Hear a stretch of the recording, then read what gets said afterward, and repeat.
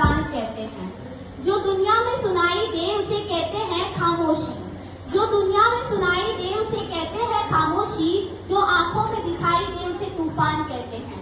परम सम्माननीय प्रधानाचार्य और यहाँ उपस्थित तमाम शिक्षकगण और मेरे प्यारे साथियों, मैं साक्षी झा इस स्वतंत्रता दिवस के शुभ अवसर पर देश प्रेम की भावना से अपने कुछ विचार प्रस्तुत करना चाहती हूँ। सर्वप्रथम आप सभी को स्वतंत्रता दिवस की हार्दिक शुभकामनाएं।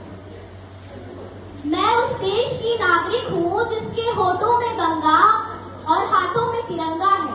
वो देश जो कभी सत्यम शिवम सुंदरम, कभी वंदे मातरम और कभी पंजाब सिंध गुजरात मराठा द्रविड़ उत्कल गंगा है।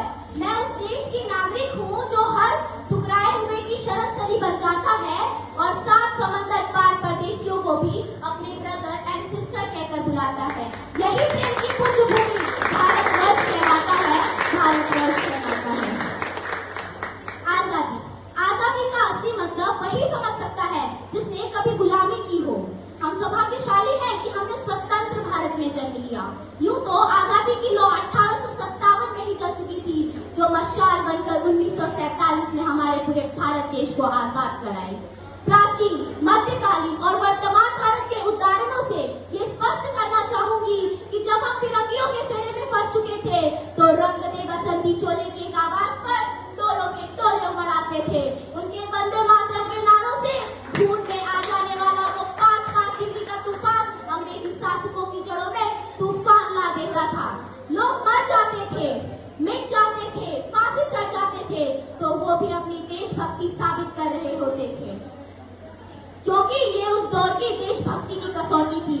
उसके बाद 62, 65 और 71 के युद्धों में अपना सुहाग गवा देने वाली औरतें जब घर के हालात ये हो जाया करते थे कि प्यार भी भरपूर गया, मांग का सिंदूर गया, प्यार भी भरपूर गया, मांग का सिंदूर गया, नन्हे नौनिहालों की लंगोटियां चली गई, छोटी छोटी बेटियों की चोटियां चली गई, बाप की कमाई गई, भाई की पढ़ाई गई, ऐसा एक विस्फोट हुआ पता ही नहीं चला, पूरी जिस्म की कई बोटियां चली गई। और आपके लिए कोई दाग भी मरा है साहब, मेरे घर की तो रोटियां चली गई, मेरे घर की तो रोटियां चली गई।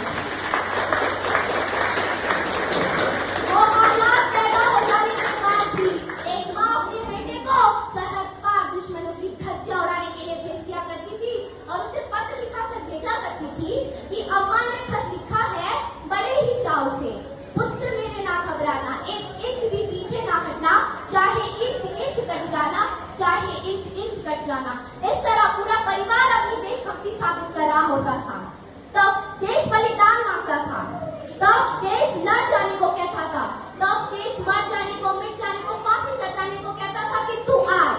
देश लड़ जाने को नहीं कहता, देश मर जाने को, मिट जाने को, फांसी चढ़ जाने को नहीं कहता, बल्कि मेरे विचारों में यदि कोई व्यक्ति अपना काम पूरी ईमानदारी, पूरी लगन और पूरी मेहनत से करे तो वही सबसे बड़ा देशभक्त है।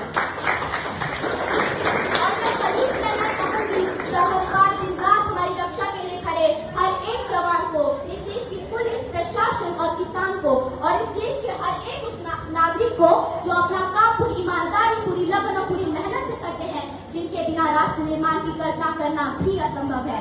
कि भूल न जाना भारत माँ के, भूल न जाना भारत माँ के सपूतों का बलिदान, इस दिन के लिए जो हुए थे हंसकर कुर्बान। आजादी की खुशियां मनाकर, आजादी की खुशियां मनाकर लो ये शपथ कि बनाएंगे देश भारत को और भी महान, देश भारत को और भी महान।